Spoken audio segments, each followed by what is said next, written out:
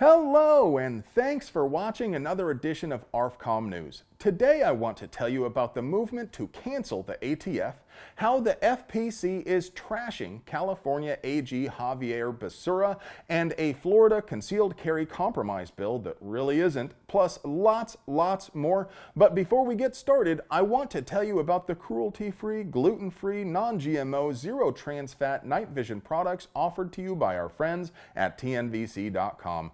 Just like Mom used to make. If you like seeing stuff more than not seeing stuff, take a look at our sponsor, TNVC.com, your source for quality night vision gear to make you the bump in the night.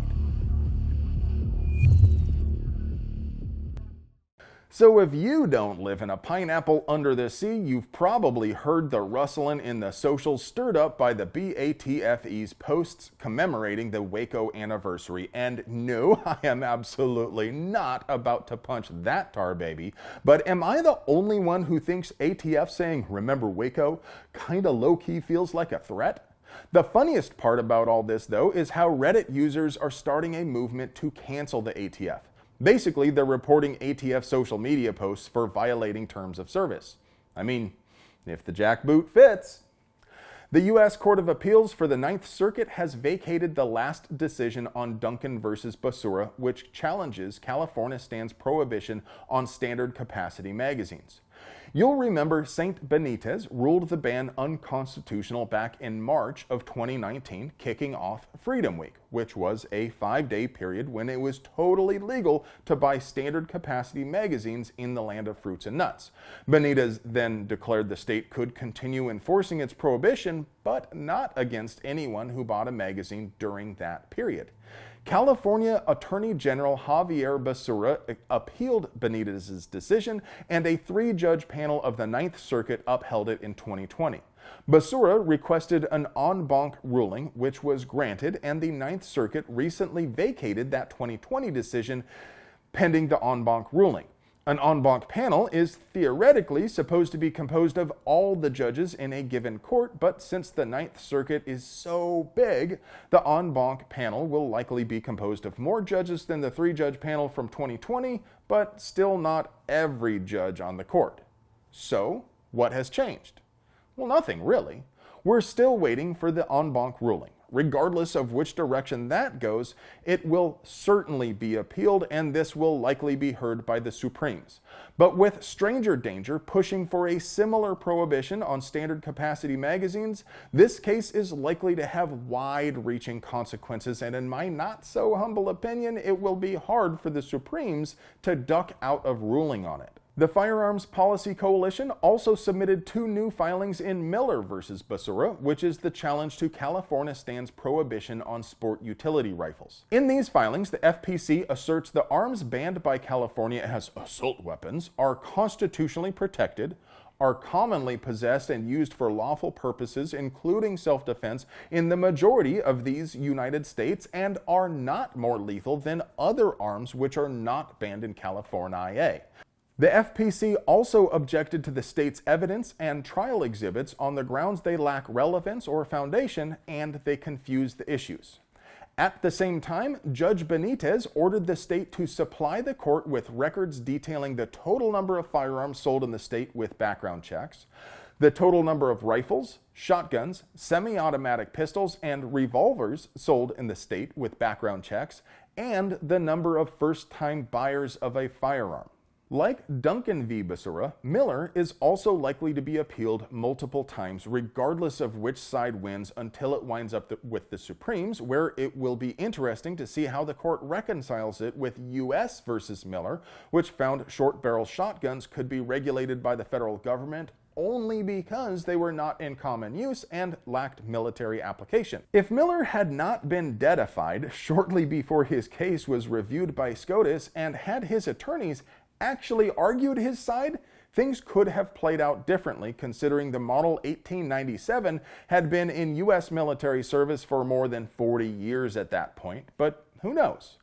Regardless, it will be difficult for Becerra to argue the firearms he wishes to confiscate from peaceful Khalistani subjects are either not in common use or not militarily useful. If you want to do your part and help the FPC put Becky Becerra in his place, please pause the video right now and go to firearmspolicy.org/donate and give generously. Advocacy like this requires a whole heaping helping of lawyers to each put in long, tedious hours, and that costs money. The Johns Hopkins Bloomberg School of Public Health is conducting a thinly veiled propaganda campaign intended to prompt participants to support attempts at prohibiting home-built guns. As is fairly typical for this sort of thing, the questions are presented in such a way as to prompt the responses they hope to get. Both the questions and the responses are disappointingly predictable, even for an organization funded by oligarch and authoritarian enthusiast Michael Bloomberg. They begin by asking what you think of when you hear the term ghost gun. Of course, the responses they want you to give are listed first. Then they tell you what you should have said. They tell you ghost guns are not restricted to any one model or firearm type and therefore can come in a variety of shapes and sizes, and that the images of the guns are firearms taken by the ATF, strongly implying they are so-called ghost guns, but of course, the guns in those pictures probably aren't actually ghost guns. After seeing that, how could you not believe spooky boys are a very big problem? And why wouldn't you believe they are frequently used in violence? Probably even ultra-violence. And since they're so commonly used in violence, it goes without saying it is extremely important for them to be regulated, right? It's no coincidence they're using the word regulated in this question. In this context, that word means strictly controlled by the government. But they choose the word because it is also used in the Second Amendment, and what they don't want you to consider is the meaning at the time would have been properly functioning. So in the context of the 2A, a more modern phrasing would be a properly trained and equipped militia being necessary to the security of a free state, the right of the people to keep and bear arms shall not be infringed. Then they go on to ask where you've heard the term ghost gun, but of course they don't list politician as one of the sources. And they ask if you would like to know more. Finally, they ask what sources you would trust to learn about ghost guns. Oddly, this time they do list politicians. I'm legit curious whether anyone out there is so gullible they would trust a politician in any subject, regardless of political beliefs. If you would like to participate in this survey, we have linked it for your convenience down there in the doobly-doo. Once you've finished the survey, you can just hit Control-Shift-Delete to clear your cookies, then refresh the page to submit your answers again and again and again, because they didn't bother to log IP addresses, bless their hearts. Vote early and vote often, folks. If you're feeling particularly sassy, though, you could use a tool like the iMacro's Chrome or Firefox extension to automate your responses. Just set it and forget it. Compromise isn't something typically favored by those who advocate for a state monopoly on force. When they say they want us to compromise, they never offer anything in return. It's just an inexorable push toward more and more draconian restrictions. But Florida's SB 1580 actually appears to offer a little in the way of compromise. It would reduce the fee for a concealed carry weapon permit, and it would count military firearm training toward the training requirement for a CCW permit. But it would also reduce the amount of time a permit is valid from 7 years to 5 years, and it would require petitioners to show proof of an 8-hour training class taken within the 6 months prior to every renewal.